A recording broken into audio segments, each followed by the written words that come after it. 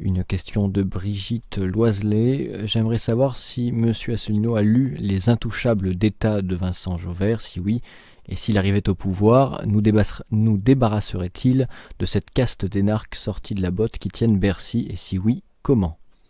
Alors, dans cette question qui a été posée, c'est un petit peu un caillou dans la chaussure, puisqu'il se trouve que je suis moi-même ancien élève de l'ENA, moi-même sorti dans ce qu'on appelle la botte, c'est-à-dire sorti deuxième, et ayant moi-même pris l'un des grands corps de l'État qui s'appelle l'Inspection Générale des Finances, qui se trouve justement à Bercy.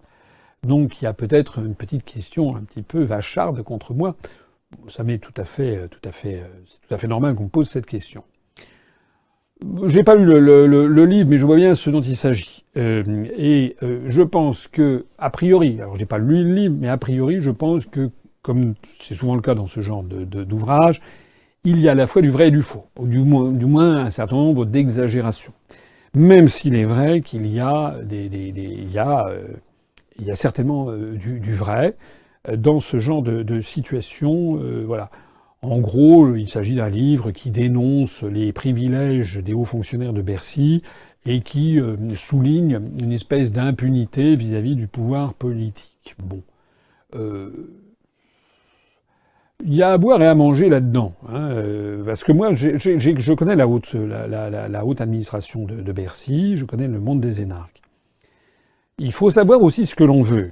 Le principe républicain, c'est que les hauts fonctionnaires, que ce soit des énarques ou des polytechniciens ou des gens qui ont fait Saint-Cyr dans l'armée, etc., les hauts fonctionnaires, comme d'ailleurs les moyens fonctionnaires et tous les fonctionnaires de façon générale, mais le principe même du fonctionnaire, c'est qu'il doit obéir au niveau politique. Et ça, c'est un fait incontestable. Donc normalement, il doit obéir au niveau politique. Le problème, c'est que le niveau politique ne sait pas toujours très bien ce qu'il veut. Parce que nous avons une classe politique, excusez-moi de le dire, mais qui souvent n'est pas à la hauteur des événements. Voilà. On a, je vais pas lâcher des noms, mais tout le monde sait très bien qu'on a des ministres. On se dit, mais comment il fait pour être ministre? Voilà. Dans des gens qui n'ont pas le niveau pour être ministre, ils sont bombardés à la tête d'une administration, et moi j'en ai connu. Je ne parle pas des ministres que j'ai servis, qui étaient plutôt le dessus du panier, qui est même très. J'ai eu des ministres qui étaient tout à fait intelligents, mais qui d'ailleurs sortaient eux-mêmes de la fonction publique. Mais il y a parfois des ministres dont ils ne savent pas quoi faire. Ils dépendent totalement de leur administration. Alors il est vrai que quand vous avez des ministres qui ne savent pas quoi faire, des ministres qui sont un peu dépassés parfois par la technicité, c'est le cas notamment à Bercy, des ministres qui sont par ailleurs obligés d'appliquer les directives européennes, ça laisse un petit peu la bride sur le cou aux hauts fonctionnaires de Bercy. Donc moi je pense en fait que le problème numéro un, il vient de la médiocrité des dirigeants politiques français. Voilà. Si on avait des dirigeants politiques qui savent très bien exactement ce qu'ils veulent, il faut obéir les hauts fonctionnaires français. C'est vrai d'ailleurs pas seulement à Bercy, c'est vrai dans tous les départements ministériels. Voilà. Alors qu'il y ait par ailleurs en matière de salaire, de primes, des choses comme ça, des avantages qu'il y a à Bercy qui sont significatifs, ça c'est exact. C'est pas non plus des sommes inimaginables. Faut pas non plus exagérer. Quand je vois ce que l'on gagne dans le secteur privé, pourquoi est-ce que les hauts fonctionnaires de Bercy vont pantoufler, comme on dit, dans le secteur privé? C'est parce ils multiplient leur salaire par 5, par 10. Enfin, c'est effarant ce qui est payé. Il y a que quelqu'un comme moi de aussi dingue que moi pour gagner une misère. Enfin, une misère, j'exagère, mais pour gagner 40% de ce que j'ai gagné à Bercy. Voilà.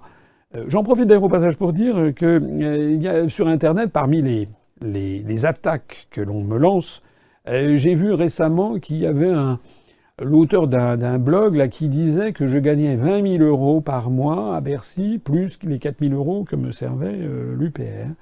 Donc je voudrais ici apporter un démenti le plus formel et le plus catégorique. Je ne gagne pas un sou de Bercy.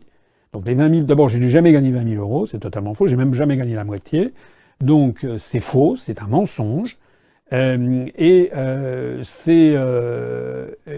fortiori tout au long de l'année dernière, où j'étais en disponibilité pour convenance personnelle pour préparer l'élection présidentielle, j'ai gagné exactement 0 euros, 0 centimes.